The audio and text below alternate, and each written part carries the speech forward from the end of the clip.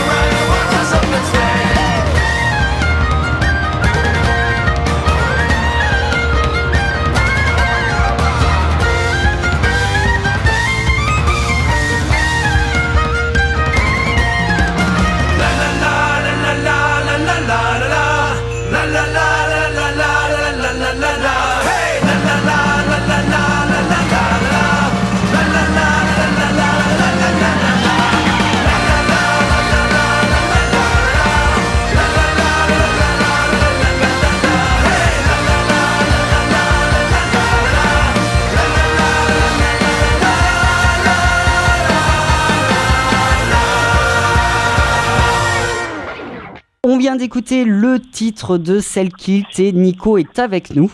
Bonsoir Nico. Hello. Comment vas-tu ? Nickel, tout va bien. Alors Nico, on va parler de ton groupe, donc le groupe Selkilt. Ma première question, c'est en quelle année il a été créé ce groupe ? Alors écoute, on s'est réunis fin 2010 et on a donné nos premiers concerts en mars 2011. Donc voilà, on a à peu près 5 ans à peu près, quoi, tu vois, on est encore plus jeunes. C'est ça. Et vous êtes rencontrés comment ? C'est un peu difficile à expliquer en fait. À la base, moi j'ai été guesté par un bagad de Rouen. Donc un bagad, c'est un ensemble de cornemuses, de bombardes, bretons, écossais, tu vois, dans l'esprit, qui s'appelle Avelmore, et qui m'ont invité sur quelques dates à la guitare et au chant. On a fait notamment l'Olympia, on a fait quelques zéniths sur une tournée qui s'appelait la Fête de la Saint-Patrick. Et ça m'a bien donné le virus, parce que si tu veux, avant j'étais dans des groupes un petit peu pop rock, voilà, où j'avais un projet folk aussi avant et tout ça, et du coup ça m'a redonné envie de monter un projet à moi dans cette tendance un peu celtique, et voilà, et donc on s'est rencontrés un petit peu comme ça. À la base j'étais parti sur un truc plus acoustique, et puis en fait ça a pris une tournure assez rock avec le batteur. Et du coup, on a pris un bassiste, et voilà, on a trouvé un cornemuseux qui avait envie d'envoyer le steak aussi, et voilà, et donc c'est un petit peu comme ça de fil en aiguille, si tu veux, qu'on a monté le truc, et voilà, on a fait assez vite parce que du coup, le premier album, on l'a composé et enregistré dans les premiers mois d'existence du groupe, et on l'a sorti, voilà, en mars 2011. Voilà. Alors, pourquoi avoir choisi le titre Selkilt ? Le nom Selkilt, parce qu'on avait envie de quelque chose qui parle, si tu veux, on avait envie de quelque chose vraiment, voilà, on est tous en kilt déjà du début, c'était une envie et un délire, on est toujours en kilt sur scène. J'ai une question, ça c'est pour Marie, ma chroniqueuse, vu que c'est une femme. Est-ce que sous les kilts vous êtes nus ? Sinon elle vient pas au concert, elle dit. Ben, c'est justement, il faut venir au concert pour le savoir. Ah, d'accord, parce que c'est dévoilé pendant le concert. Disons que voilà, le mystère reste pas forcément un mystère très longtemps, mais on bouge quand même pas mal sur scène, donc voilà. Bon, Marie, on va faire venir le groupe sur Limoges et on va essayer de faire quelque chose. Sans problème. Vous êtes auteur, compositeur, interprète ?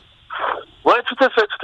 On est au 5e album là, avec énormément de compos. On fait tout, les textes, la musique et tout ça, mais on aime bien aussi faire des reprises de temps en temps, d'où le jingle bass qu'on vient d'entendre, ou voilà, en live on s'amuse aussi à triturer un peu AC/DC ou les Beatles, tu vois, la sauce cornemuse, c'est plutôt drôle. Non, moi j'ai bien aimé l'univers, justement, l'univers un peu avec la cornemuse et tout derrière. J'ai trouvé ça super sympa. Je sais pas mon équipe autour de la table.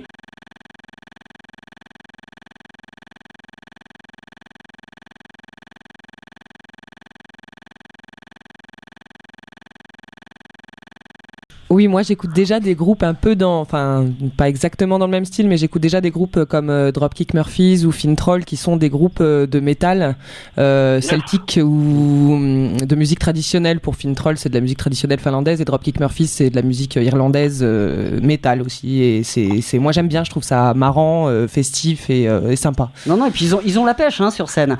D'ailleurs, vous avez participé à l'émission La France a un incroyable talent sur M6. Tout à fait. On a eu la chance de participer à ce truc-là. On a fini 5e. Donc on est allé jusqu'en finale. On a eu la chance d'être un peu plébiscité. Ouais. Alors comment plébiscité un peu par le public et par le jury et tout ça. C'était. Il y a pas de trucage, Non, c'est ça qui est bien. Si tu veux, en fait, on avait déjà eu un petit baptême du feu à la télé l'année précédente. On avait fait une émission avec Nagui et Jean-François Zigel qui s'appelait La Grande Battle, où le délire c'était un orchestre symphonique de 70 musiciens qui prenait un thème classique et toi en face tu devais le reprendre à ta sauce juste après un orchestre symphonique. C'était très impressionnant, mais c'était vraiment drôle et du coup ça s'est super bien passé. On avait repris du Brahms et les équipes étaient mortelles et l'adrénaline qui se délivre comme ça de jouer en direct et comme ça, c'était quand même vachement trippant. Du coup voilà, quand ils nous ont appelé pour Incroyable Talent l'année d'après, on s'est dit qu'est-ce qu'on irait foutre dans Incroyable Talent, mais d'un autre côté c'était drôle, donc pourquoi pas. Et voilà, on a juste entre guillemets, on s'est assuré un petit peu, si tu veux, que voilà, qu'ils allaient pas chercher à nous faire jouer en tutu rose et jouer du Mylène Farmer, quoi. Quoique une petite reprise de Mylène Farmer version. On ne critique pas Mylène Farmer. Je sais que t'en rêves. ça peut être pas mal. C'est pas encore d'actualité, Mylène Farmer. On n'est pas allé jusque là, tu vois. Non, mais là, du coup, voilà, le principal vraiment, c'était qu'on puisse garder un petit peu notre liberté artistique entre guillemets, tu vois, notre ligne de conduite et de ce côté-là, il n'y a pas eu de souci. La seule contrainte qu'on avait, c'était le timing qui est très serré, tu vois. Chaque numéro entre guillemets doit faire 2 minutes 30, ou 2 minutes pour la première, effectivement. Donc c'était un peu contraignant, vu qu'on a des fois les morceaux qui font 4-5 minutes. Donc c'était le seul truc, mais on a réussi à cadrer un petit peu dans ce schéma-là et on s'est vraiment bien marré, quoi. Et puis bon, vous avez terminé finaliste quand même sur le nombre de participants, c'est quand même énorme. Ça vous a apporté quelque chose par la suite après? Ouais, complètement. Si tu veux, ça fait, du coup, on a fait 3 émissions, tu vois, donc il y a entre à peu près 3 millions de téléspectateurs à chaque émission, donc voilà, jouer devant 10 millions de personnes, c'est pas rien, quoi. Puis la musique live à la télé aujourd'hui, ça n'existe plus, du coup, les gens, voilà, ça leur a parlé, quoi, et on retrouve encore beaucoup de gens qui viennent pour la première fois en concert. Je vous ai découvert sur Incroyable Talent, machin. Donc voilà, ça a ouvert un petit peu des gens à notre musique, donc c'est classe. Ce que je te propose, c'est qu'on fasse une petite pause musicale et on va parler justement de cette EP qui est sortie il y a quelques semaines maintenant, Kilt Christmas, avec mon super anglais qui déchire. T'as vu? On s'écoute le titre Petit Papa Noël, qui est quand même un titre de Noël phare, et on se retrouve tout de suite après. C'est la belle nuit de Noël, la neige étend son manteau blanc et les yeux levés vers le ciel, à genoux les petits enfants, avant de fermer les paupières, font une dernière prière. Petit Papa Noël, quand tu descendras du ciel, avec tes jouets familiers, n'oublie pas ton petit soulier.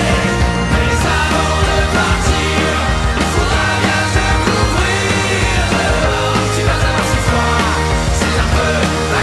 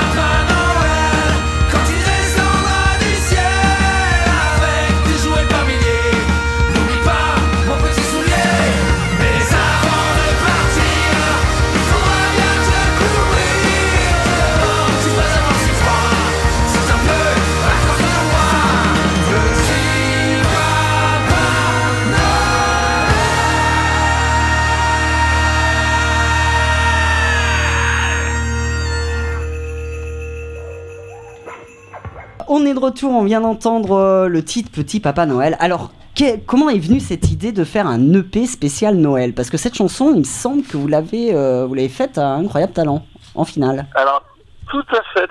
Tu vois, pour la finale, c'était quelques jours avant Noël. On s'est dit, c'est obligé qu'on fasse un clin d'œil à notre sauce et tout ça.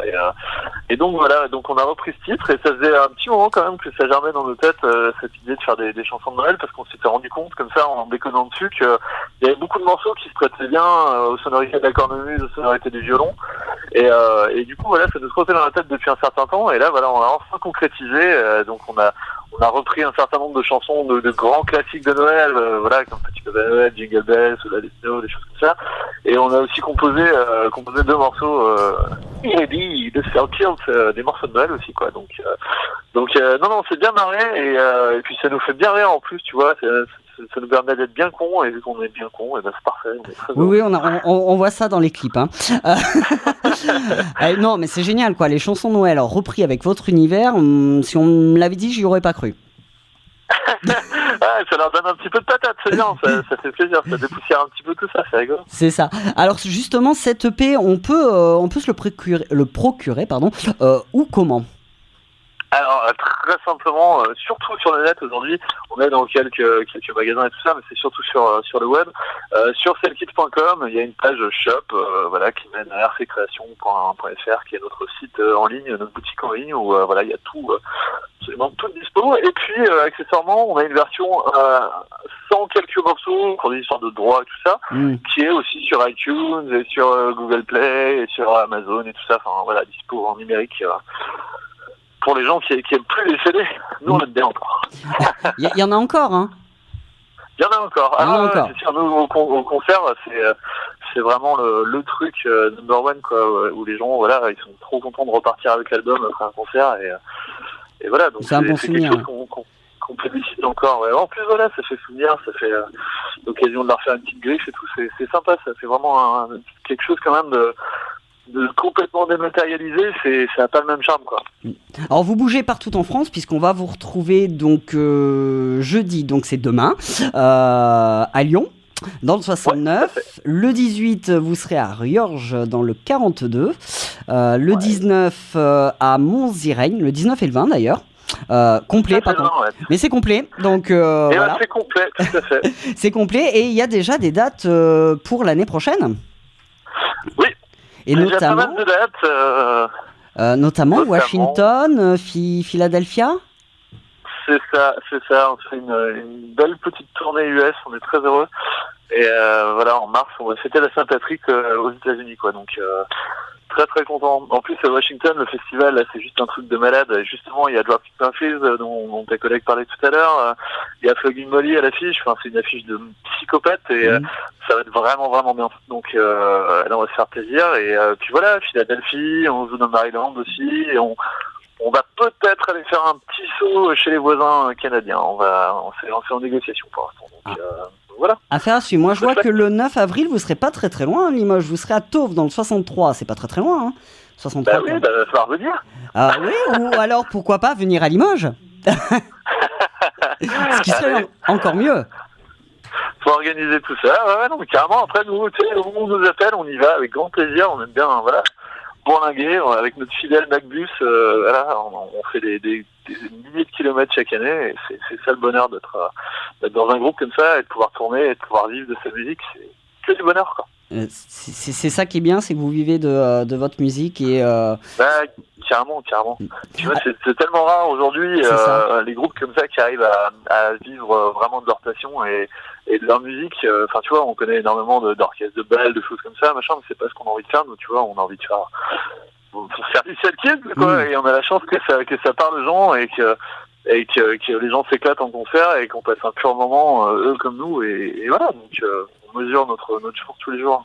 Alors juste avant d'écouter un dernier titre, hein, puisque c'est le dernier sorti, Santa, on peut vous retrouver donc sur scène, les dates et tout sur les réseaux sociaux, votre site internet?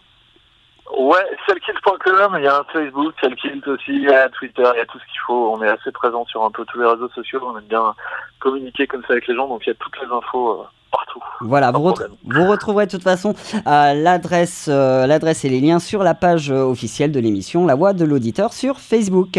Et ben Nico, je te remercie beaucoup d'avoir accepté notre invitation. Et puis j'espère donc à très Eh ben, pas de bientôt. Hein. souci. Merci à vous, bah, avec plaisir, peut-être à toi le 9 avril alors. Pourquoi pas, attention, hein, pourquoi pas. Allez, prends-moi au mot. Ouais, je vais y réfléchir, mais pourquoi pas. Mais je vais réfléchir surtout sur une date sur Limoges, ça peut être sympa. Allez, pas de souci, avec plaisir. Allez, on se tient au courant. Merci beaucoup Nico et à très bientôt. Et on s'écoute Ça marche. tout de suite Ciao. le titre Santa Santa et on se retrouve tout de suite après. Vous êtes sur RTF Limoges, c'est la voix de l'auditeur et on est ensemble jusqu'à 23h.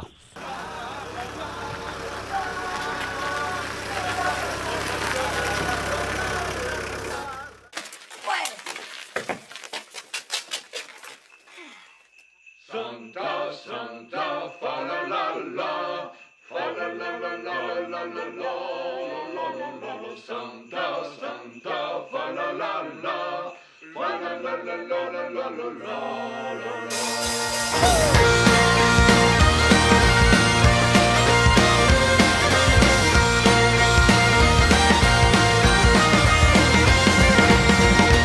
We don't want a lot for Christmas. We just want to kiss and smell alright. We don't want a lot for Christmas.